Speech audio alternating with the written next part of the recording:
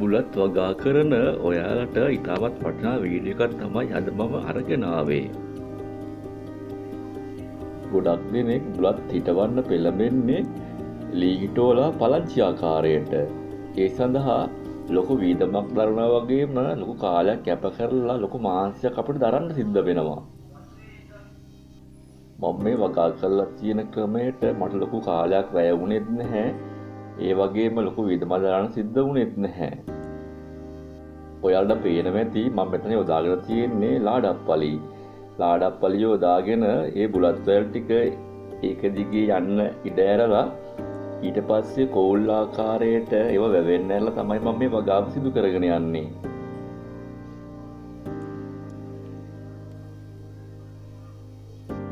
මේ ආකාරයට අපි ලාඩප්පලි යොදාගෙන මේ බුලත් අපි කෝල් ආකාරයට හදාගත්තට පස්සේ අපි ලොකු අස්වැන්න ලබා ගන්න පුළුවන් වගේම ඊට වැළඳෙන ලෙඩ රෝග වලින් අපිට අපේ වගාව ආරක්ෂා කර ගන්නත් හැකියාව තියෙනවා. බුලත් වගා කරන ඔයා දන්නවා බුලත් ඉටෙව්වට පස්සේ ඒ වැල් වල හැදෙනවා ගැරන්ඩි දළු.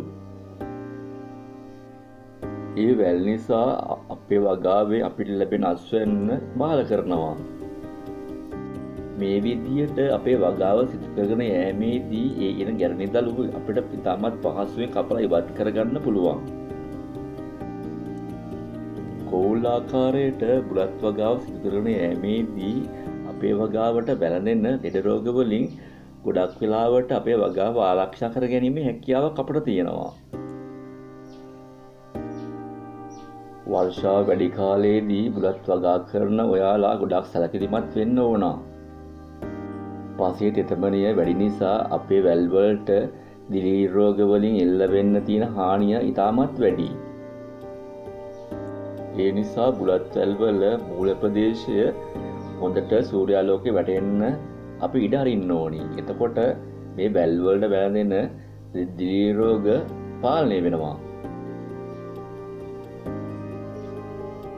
දැන් මේ ඔයාලට දකින්න ලැබෙන්නේ බුලත් වගාවේ ආරම්භක අවධියේ තියෙන කොවුලක්.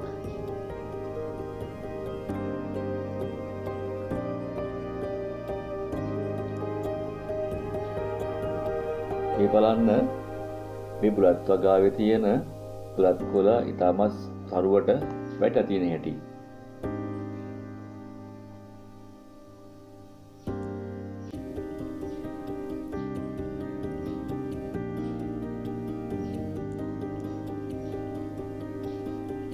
ඔයාලා තාමත් පරණ ක්‍රමවලට බුලත් වගා කරනවා නම් ඒ ක්‍රමවලින් ඈත් වෙලා මේ වගේ ක්‍රමයකට ඔයාලා යොමු වෙන්න.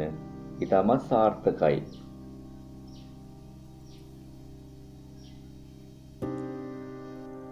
ඔයාලගේ වත්තේ මේ ආකාරයේ කෝල් 10ක් හදාගත්තොත් එහෙම ලොකු බුලත් ප්‍රමාණයක් අපිට සතියකට කඩා ගන්න පුළුවන්.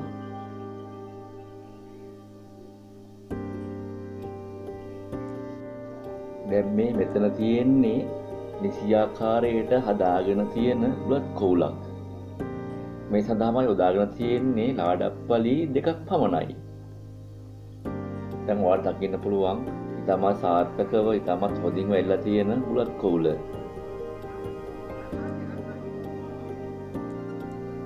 මේ වගේ බුලත් කෝලක් පවත්වාගෙන යෑමේදී හරි 3-3ටවත් ඔයාලා මේ සඳහා පෝර යෙදීමක් කළ යුතුයි. ඒ සඳහා නිර්දේශිත පෝර තමයි බුලත් පොහොර. බුලත් පොහොර හරි 3-3ට යෙදුවාම අපිට ලැබෙන අස්වැන්නත් වැඩි කර ගැනීමේ හැකියාවක් අපිට තියෙනවා.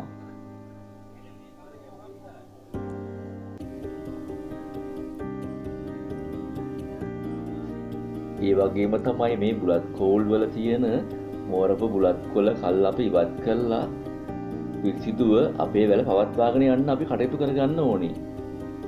එතකොට තමයි අපේ වගාවෙන් ලැබෙන අස්වැන්න අපිට දෙගුණ කර ගැනීමේ හැකියාවක් පවතින්නේ. බුලත් වගා කරන ඔයාලට මේ වීඩියෝ එක ප්‍රයෝජනවත් වුණා නම් අමතක නොකර මගේ YouTube channel එක subscribe කරන්න. ඒ වගේම තමයි bell icon එකත් ක්ලික් කරලා තියාගන්න. එතකොට ඔයාලට මම දාන හැම වීඩියෝ එකක්ම notification එකක් විදියට ඔයාලගේ ෆෝන් එකටම ලබා ගන්න හැකියාව තියෙනවා. ඒ වගේම තමයි යාළුවන්ටත් බලන්න මේ වීඩියෝ එක ඔයාලගේ සෝෂල් මීඩියා වලට ෂෙයා කරන්න.